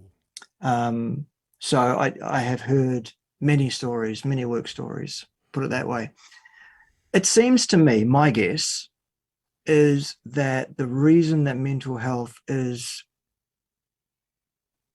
ring-fenced, if you like, is compartmentalized as a branch of health rather than as part of one's overall holistic health, is because at large we don't really understand psychology as well as we like to make out that we do. We don't understand the real causes of the disturbances that people with serious mental illness have, let alone mild mental illness. And often we don't really understand what the way to solve it in the most positive way for everybody is. Ergo, it is something that we are, as a society, afraid of. Nobody's afraid of you if you say, hey, I've got cancer. Right. No. Nobody's afraid of you if you say, gosh, I've got a bad hip. Right. Or I've got a bad back. Or yeah. I mean, at this got, point, you we know, don't even care if you whatever. have COVID. It's like, fucking kill me now, but go ahead. Well, exactly, yes. Yeah. But if you tell someone you've got mental illness, they're going to be looking sideways at you at least. Even if they're looking you in the eye, I'll tell you what, the wheels are spinning. Oh, Jesus. Okay, what's wrong with you? Do I need to watch myself here? What? The eye contact. It's not funny, but it is. Yeah, you'll see it. You know, It's you not. will. You'll see it. Oh, I gotta get a grip. Let's. Mm. Before we get off of mental health, I want to ask you a layman question about the maybe the biology of the anatomy that might be connected to that. Yep. Is there a layer of the brain or a cortex on the front of the brain that mediates your impulses? For example, Yes. someone cuts you off, and you're like, I could just kill that guy, but there's a part of your brain that tells you whether to kill that guy or not. If Yep. that part of your brain is damaged, let's say you're growing up as from a toddler to a teen, from a teen to a young adult, from a young adult to an adult, and if you suffered abuse where someone is maybe hitting that part of your head too much, does Yep. that get rid of someone's ability to mediate their impulses? I saw this Potentially, interesting absolutely. thesis paper Yep. called "Serial Yes, Killing: absolutely. Illness versus Yep. Evil." It was a thesis paper I saw called "Serial Killing: Illness versus Evil," and they explored that a little bit. And I wanted you to, sorry to interrupt, and the floor is yours in a minute. I wanted you to maybe tell me and my audience a little bit about that. Yep. Yep. Good. No, absolutely. It's possible that a physical head injury can precipitate a problem of that kind, but it doesn't have to be a physical injury either. You basically, I mean, one way to think about it with my very cursory knowledge of this area is that it's a thing that a lot of people refer to as the reptile brain, which is your base instincts. Someone cuts you off, flip them the bird. That's a minor response, but it's still usually encoded for by that reptile brain. The whole, I feel like carbohydrates, stuff my face with carbohydrates, that's reptile brain telling you what to do. Most of us have the higher brain centers that we develop through learning, through experience, through teaching from our elders, from being brought up the right way or the wrong way, as the case may be. We have higher learning centers that our instincts are referred to. Okay, my instinct is, if you hurt me, for me to hurt you back. Okay, you slap my face, I'll slap your face back. Or my higher brain steps in and says, hang on, think about why your face just got slapped. Was there something that led to that? Is it his fault? Does he need slapping? Will it help? Will it make you feel better? Just that pause and think and decide from the higher centers what to do. So yeah, if your brain is damaged by an injury and the higher center isn't functioning well or properly, absolutely, that can fail. something as simple as inflammation on your brain, inflammation of the brain tissue, can affect the way the brain works, and it can stop that from working optimally. You can get inflammation on your brain just by eating the wrong diet. A diet rich in plants will do that to you eventually. That's why vegans are all fucking insane after enough years of being vegan. You If know, they weren't fucking nuts before they started. MMA fighter, former MMA fighter Chael Sonnen once said, "Listen, the reason being a vegan is an excuse to be a snob." And when he said that, the people in the back, the people who are working or whatever, all started laughing because they were all pointing at a particular vegan. And the guy they were laughing at was just like, but when he said that, I started cracking up because you don't see meat snobs. If you represent the worst, if this is hypothetically, if you represent the worst of the worst in meat snobs, I'm okay. I'm good, and so are you. So I appreciate your answer as far as the physical aspects of the development of the brain. Had vodka on my tongue, man. That'll do it for you. It's from the psychological point. We do develop character armors, right? That make it our impulse to react, not even physically. Like, I'll give you an example. I told a friend of mine that, and now I can officially say it because the CDC finally fucking fessed up. The vaccine does not prevent transmission, and that's been true for quite some time. But it's been, the WHO has been on board with that, and Walensky actually slipped up August and said, and then had to amend that. But it was my friend's impulse to say that's not true, not that she read differently. There was this. I'm not going to use the word because I think the term is what got Malone canceled. And I don't think medical information got him removed from YouTube, that clip. This mass psychosis thing he was talking about was their rationale because they didn't have the science to call him misinformation. So they used that. And that's what a lot of those other scientists need to get on board with. Get on board with the truth. That's why he's removed. And Joe Rogan wasn't removed on YouTube, okay? He hasn't done a YouTube video, an episode since October 2020. It was a clip. So, and here I go driving us off the cliff again. But is that a character armor, like you said, does that have a lot to do with just being brought up the right way? Does being brought up the right way make you more open-minded, or is that's just something that's still in the works? I think it's one of those rich tapestries where you've got someone's basic genetic makeup, their basic basal, if you like, for want of a better term, inherent intelligence.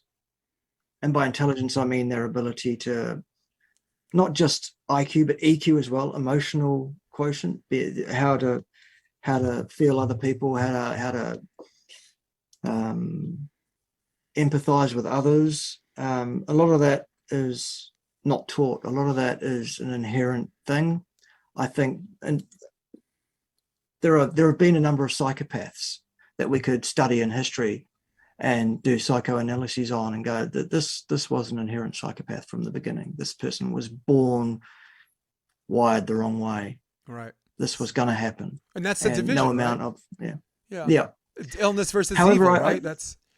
It's nature versus nurture again. We're coming back to nature versus nurture is where we're getting around to. And they're both absolutely valid. Look, at the end of the day, even with biological things where you can test in test tubes, even looking at someone at the most basic level, what their genes say, the T's, the A's, the G's, the T's, the A's, the G's, and their genes, you unravel their genes and you analyze the thing, you sequence it, and you see who they are in terms of that.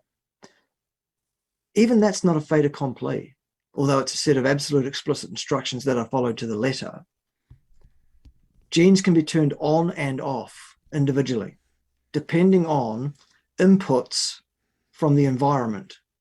So not only are your genes crucial, but the environment in which you place them is also crucial because it turns various things on and off. So you mean activate, right? And turn on and turn off, or is kind of like the same terminology? Sure. Yeah. So I can activate, deactivate, turn on, turn off. Yep. Yeah. The entire podcast, I've been with you. That's it. So if I have a gene that encodes for the production of a certain protein, there are things that will tell that gene to replicate and make that protein. And there are other circumstances that the senses of the body will sense that goes, hang on, now it's time to turn that off. All right. Why? Nothing's different. The gene's still there, but it's just been turned off for now. I have two very, very important questions. But I guess I don't know. I guess I'll just go. And one seems like I'm going back to something. Can you tell my That's audience fine. the difference between RNA and mRNA? Yes. Are they Okay. both synthetics? No, RNA is the base code of many pathogens, Right. if you like. For example, viruses, for example, coronaviruses, Yeah. a specific branch of virus nomenclature, if you like. And that's natively what those things have. That's the equivalent to our genes, our DNA. We have deoxyribose nucleic acid, and viruses generally tend to have ribose nucleic acid, or RNA. Slightly different structure. Right. Whoop-de-doo. Okay. mRNA is a imprint or a molding off the original DNA or RNA, I should say. Like a So cloning? you have an RNA loop, often it is, rather than a chromosome. Often it's more a loose sort of a loop inside a virus package. And there will be a messenger, another set of messenger proteins that come along and basically take an imprint, take a stamp off that, take a negative copy of it, and then that goes off somewhere else to do some other role, to be used to reproduce itself somewhere else. In other words, infect another cell. In the case of a virus, is often what that's doing. In the case of the mRNA technology, what it's doing is it is injecting into the body of the unwitting humans that have agreed to this procedure or been coerced into it, as the case may be, whereby this mRNA is being introduced into their body. It then goes into the cells of their body, and then it starts telling the cell that it's gone into to produce this piece of RNA, and that piece of RNA encodes for a thing called a spike protein, Right. which is the thing it's supposed to make. And that's the thing your body is supposed to react to in the immune system. It's supposed to soup your immune system up and make it ready for when the actual virus with that spike protein shows up, so that it knows what to do when it gets there. That's basically what mRNA is. It's called M. The little M stands for messenger. It's a little stamp that says, okay, now I'm here in the cell, make this green one and this red one. All right. Do that. Nice. Yeah. Sticking or with make this lovely dragon and make that lovely snake. Oh, if it's a different RNA. My man. Yeah. So I actually have a question about fasting, but I have one more question about RNA and DNA in relations to what our current climate is. There were disagreements and agreements as far as herd immunity and what it would cost human life versus first jab, second jab, this jab, that jab. And it's like the more I study it, the more I understand, the more that this has to be called something other than a vaccine, because vaccines by definition supposed to provide immunity and this and that, but that's a whole nother story. Yes. I guess just instead of dancing around the question, I'm just going to ask straight up. Is this time a better time than any to because Omicron is more contagious, however less severe? Is this time better than any time to go herd immunity? Okay. I have to caveat my answer with I am not an immunologist. I am not a virologist. This is not my area of expertise. So everything I say is caveated with that. It's caveated with in the best of my understanding, based on all the numbers I have seen and my significant understanding of the underlying biology and physiology at play here. Got it. I feel confident enough to say a few things, but I'm not going to go to the nth degree. Here's what it is. It is clear that there is nothing whatever that we can do as a species, as a society, to prevent this variant of this virus infecting as many human beings as it jolly well wants to in the time frame that it's going to do. It will do it. The only way that we could prevent it is for every single one of us to seal ourselves inside a hermetically sealed bubble and remain there forever. That's not going to happen. Ergo, at some point, you, me, your auntie, and their auntie, if they've got one, every single human being on this planet is going to be exposed to this virus.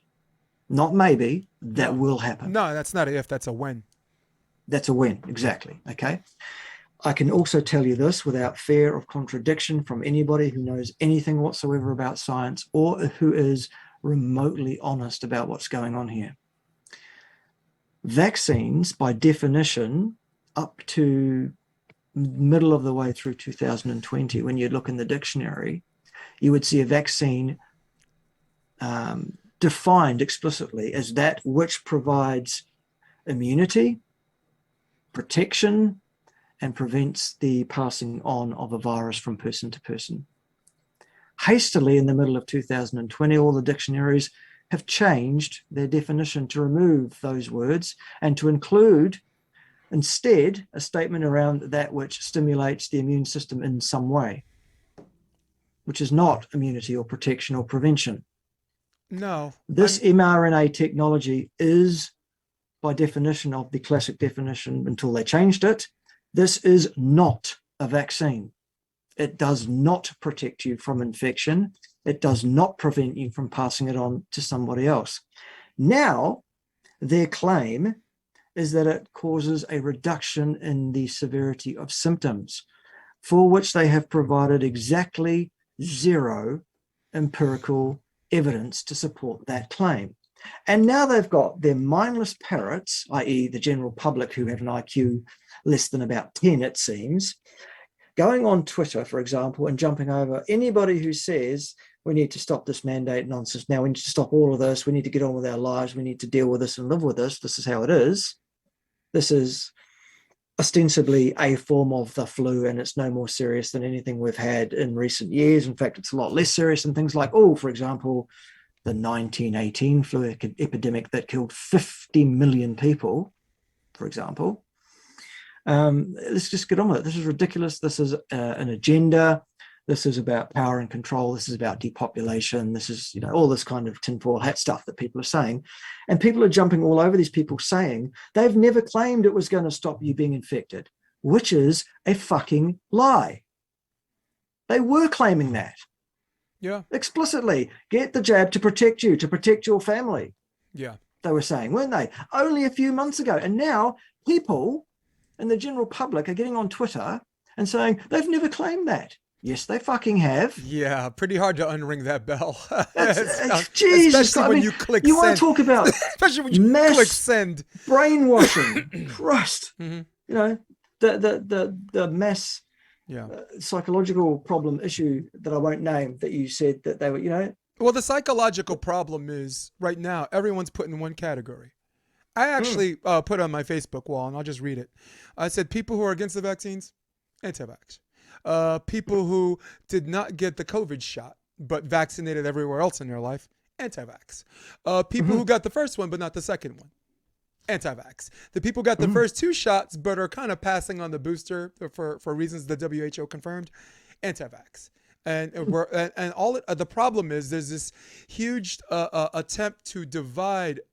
To take all of these people in different categories and put them in one category of opposition, when the big dirty little secret that you're not going to see a lot of research or surveys on is the majority of the United States of America is pro-vaccine, anti-mandate. The majority, and I'm talking Democrats and Republicans, okay? Actually, I want to take the time to apologize to Crips and Bloods everywhere. You brothers are cool, okay? You brothers ain't real gangsters compared to these cats. So, yeah, but the majority of our country is pro-vax, anti-mandate. And that's what I think is the direction we're going to go, because you can only do this, regardless of what the agenda is. You can only do this before even the person whose IQ is your fucking shoe size is gonna be like, something ain't right here. Something ain't right here. So yeah, and I'm with you. I didn't like it. I mean, I have the whole history here. It says first you get Fauci saying you don't need a mask, right? In fact, he scoffed at the idea. And then you need a mask. And then you need the vaccine. It's your best shot at ending this, all right? And then after the vaccine, and this was the biggest sales pitch, if you get the vaccine, you don't have to wear a mask. That was March of 2001, all right? But then after you get the vaccine, this guy's saying not only wear one mask, but two, right? And then they say you need a booster. And then they're saying, don't worry about the booster. The booster is just for the elderly, all right? This is the timeline I'm going through. It's not for the elderly anymore. It's for everybody. And then, in fact, not only is it for everybody, but you have to take it if you want to work. It is, if I were an alien that landed on this planet, and I'm not talking about New Zealand. I mean, you got some bigger problems here. You got a guy that got shot by the police that was listed as a COVID death. So don't even get me started on New Zealand. But if I landed on this planet, an alien, maybe from Mars or whatever, who cares, and saw the way that we operated the last 2 years, I would do one or two things. I would call all of my people from the planet and say, this is an easy takeover. Let's go, guys. Or let's stay the fuck away from these people. Let them. They'll take care of themselves, and we'll revisit this. Please, what's the third one? Third option: fire the lasers. Let God sort them out. Darwinism. Darwin was an alien, my man. Last question before we get out of here, and this is a fun question, but very fast for you to answer. You're talking about fasting. What's a rolling 48 and what's a rolling 72 in terms of fasting, intermittent fasting, or just fasting? Right. Okay. Fasting is a whole can of worms, a whole can of whoop-ass. And fasting is a thing that has many indications, many purposes, and can be beneficial for all sorts of people at all sorts of ages and stages for all sorts of reasons. There are a lot of cowboys running around on the interwebs saying, just do it. It's great. You don't have to, worry about anything. It's perfectly safe, but I would caveat all of that by saying, no, take some advice from someone like myself who knows what they're talking about. Have a coach, have someone that you're going to be in contact with on a daily basis while you're fasting. We need to keep an eye on you, counting your fingers and toes. We need to know what's going on. Don't trust that mad Canadian that just says, hey, fatty, stop fucking eating. That's ridiculous. Come and talk to an actual qualified professional like myself. Okay, so there's that. Right. Intermittent fasting usually is just eating within a window during any given day. Sometimes the people will do 16-8 or 24 or whatever else, which means obviously on 16-8, 16 hours of so-called fasting and 8 hours that you can eat within, and 24 is obviously the same thing with different time frames. Okay. To me, that's not even fasting. Fasting starts for me at around about 72 hours of not consuming any food at all. Yeah, and some people it's 48, right? But so intermittent fasting is an eating window every day. A rolling 24 is I don't eat today, I do eat tomorrow, I don't eat the next day, I do eat the day after that. On off. Okay. Sort of thing. Or you can have a 24-hour not eat, 2 days of eating, 24-hour not eat, 2 days of eating if you like, or you could do 3 days of eating when you. Rolling 24 is basically, the 24 refers to the fasting period, and the refeeding or normally eating period is whatever it is in between those rolling periods, typically. And then obviously a 48 means you're not eating for 2 days, and then you're eating for 2 days or 3 days or 4 days, and then not eating for 2 again. And a 72 is 3 days. So by math, you'd go a 96 is 4 days and 168 is a full week of not eating. Holy sugar. And ladies and gentlemen, I'm currently that is a about rolling halfway 48. through a 72. Oh, you are? Oh, yeah. Cool, man. Today in what used to be called New Zealand, but is now called the totalitarian regime of Arduinistan, after our fearless leader, Jacinda Ardern, who has fearlessly taken over our country in her totalitarian manner and decided how we should all live and how we should all think and what we can all say and not say. She is the science, she is the thought police, she is our fearless leader. All hail Jacinda Ardern. So she's done that, and so I'm now halfway through. The date here in New Zealand I was getting to, the date is the 21st today of January. Okay. And the last time I ate was the morning of the 18th, so I'm just about there. Well, not that this is a competition or anything, but for me personally, I have decided that the man rolling into last November on a dementia drumstick was still better than the man who was in office, who was a year away from sending us back to the Middle Ages. Not figuratively either, man. It was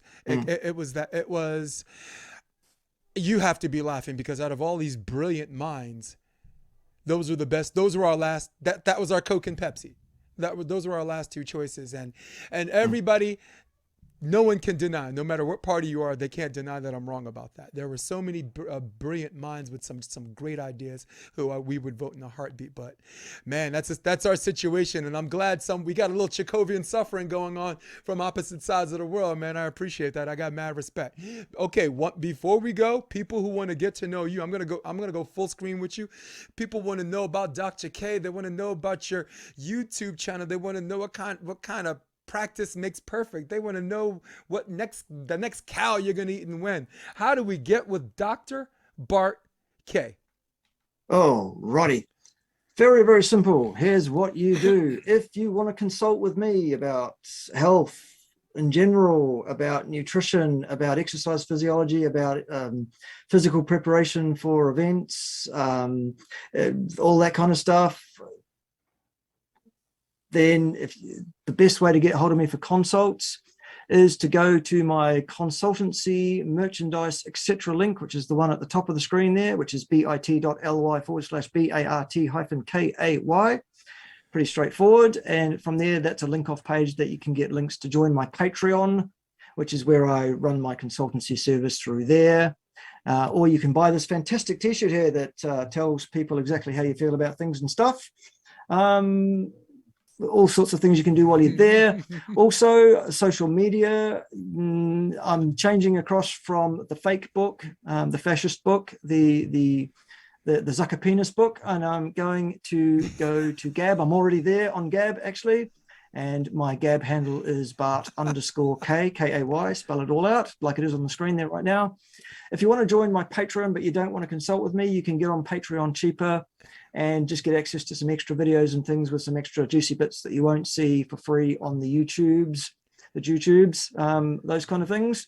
And you can do that by going to patreon.com/Bart_K. And my YouTube channel, my main YouTube channel, is called Bart Kay Health Science, as per the signage up there.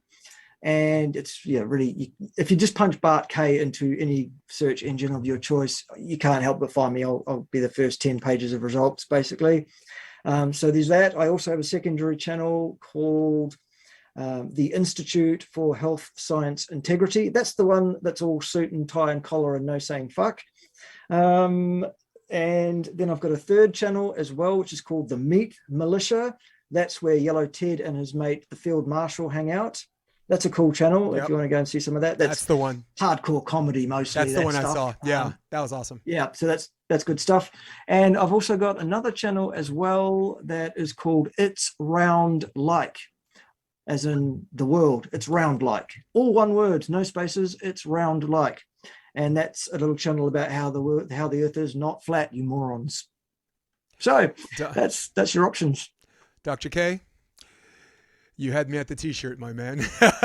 Excellent. Got to get me one of those. Good. So, all right. So, ladies and gentlemen, Dr. K might love you, but I don't love you. In fact, I can't stand any of you. In fact, we are out of here. So, for all of you at home, for all of you on your iPads or your iPhones, for all of you on your Droid, for all of you on your desktop who runs the world, old school, from a man, Dr. Bart Kay. I am Jason DeBias. This is episode 124 of the Option Podcast. Stay with me after I hit my music, and we're out. Come check out the Option Podcast on optionvb.com. It's also available on iTunes and Spotify, and on YouTube under the NY Varsity Sports handle. You're going to love what you hear.